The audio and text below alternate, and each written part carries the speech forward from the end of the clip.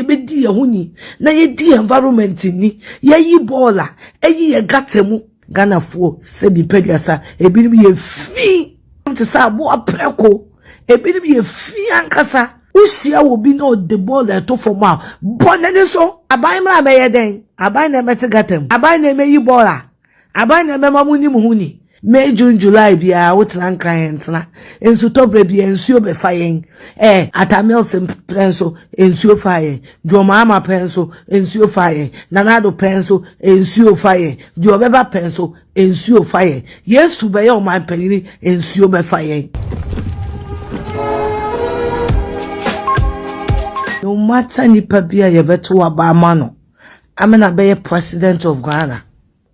Say yenjai se nsuo to ani ehwie bola gu nsuom yenjai se yendi enkrani roba ni etugu bola mu nye se bi mpedesa kwabrane ko toilet egu roba mu etotwene gatamu ni ade.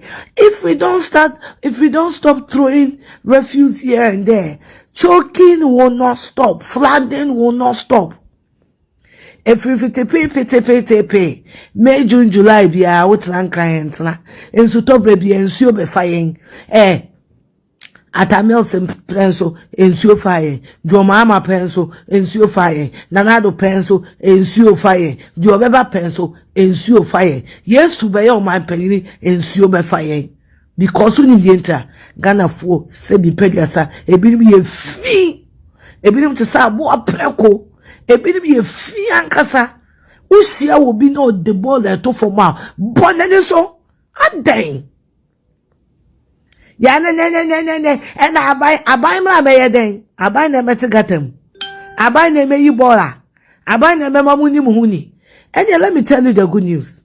Abai na motiwa motiamu friend no omo wo baby papa ti o omo obe mi amani abra me chinchimi ensuo to ye no ebi ama me fie ebi anko me busuani bi afie ebi anko me property bi aso mama yensu ase ebedi ye huni na ye di environment ni ye yi bola eyi ye gatemu enwe bi etwam na once a month bi ye clean ye gatemu eno aban bi ko no wode ko yi oh my Ghana yanko ye ni mu da o ya sesa yesu ma ya yanko ye ni mu da yanko ye ni mu da.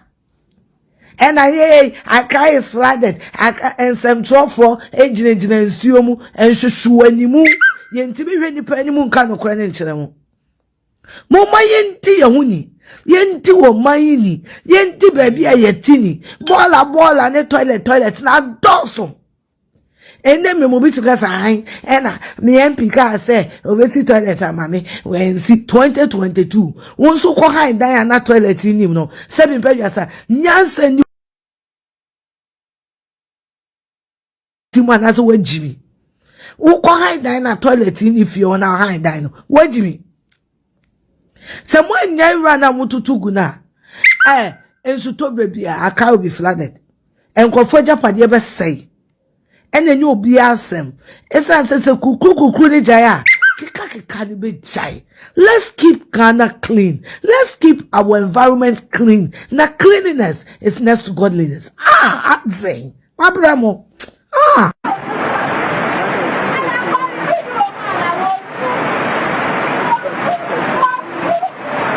The president of the Republic of Ghana. Now dan kwaku for ko pem Canada. Ko pem no de Japan e ko e. Was say what is ensuo e fan ko for one cry.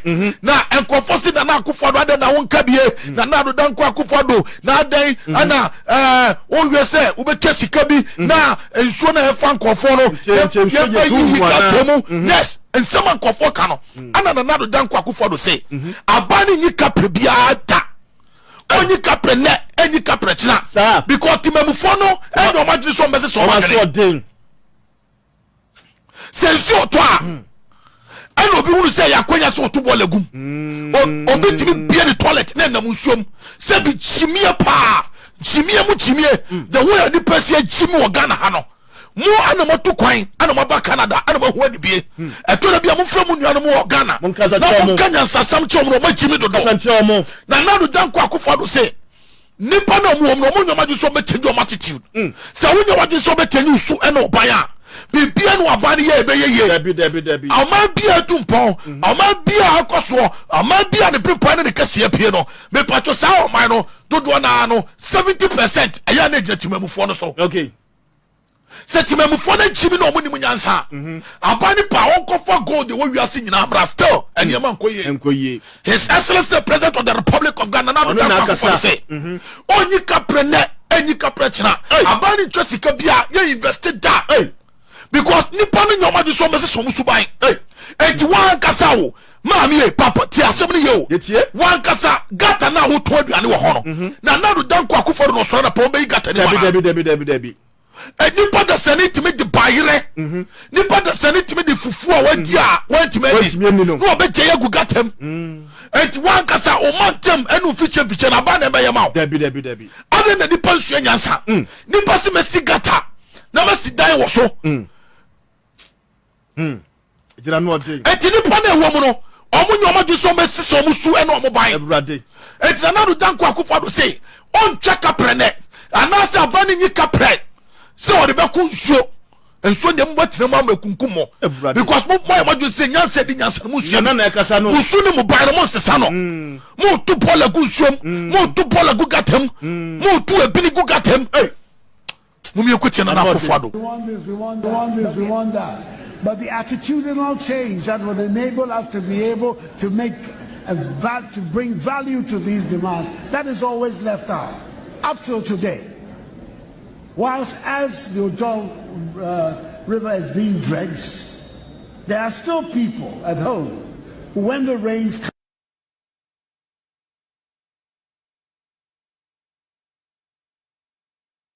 come, think that the easiest way to deal with dirt in their houses is to throw it out into the gutter center. Those things have to come to a stop. We all have to speak to each other in Ghana to bring those things to a stop. Because if we don't, no matter the investment that we made, at the end of the day, we'll be back to square one. And I'm not prepared. Okay. His Excellency Akasa. And to His Excellency, the President of the Republic of Ghana. Say, o man bi abon so man no akoso no. O man bi abon so man afa ntoma pefra no. O man bi abon se emu ofe. Na emu nipa ho atono no. 70% e na gina timamufo no so. Enya aban no. Enti se unim nyansa ana toto niam ya. Aban no so ye bibi kakra bia na afa. Na se mo amu Ghana no. Ana se mo amu ti kroni mu no. Mo nya madu se mbese samusu no ban. Change your attitude. When you want to show us fix your attitude, change your attitude. When you want to show us Subaya, upon the poke for billions of dollars in Mra. Still, and I'm saying the product Jimmy. Some way, expert to Muhammad Kasasam way. More to Niamaku Polem, Mama Kasasam, ability among Fanchame. Was a Mama Kasasam way. Okay, and a month for Siwan can ye on Unia. As Mama Becca, I feel okay, as you buy. Yes, he and Tibida. Sarakatima Mama Mika enti asema na akufo do kan no na ni abrepa ni bresu na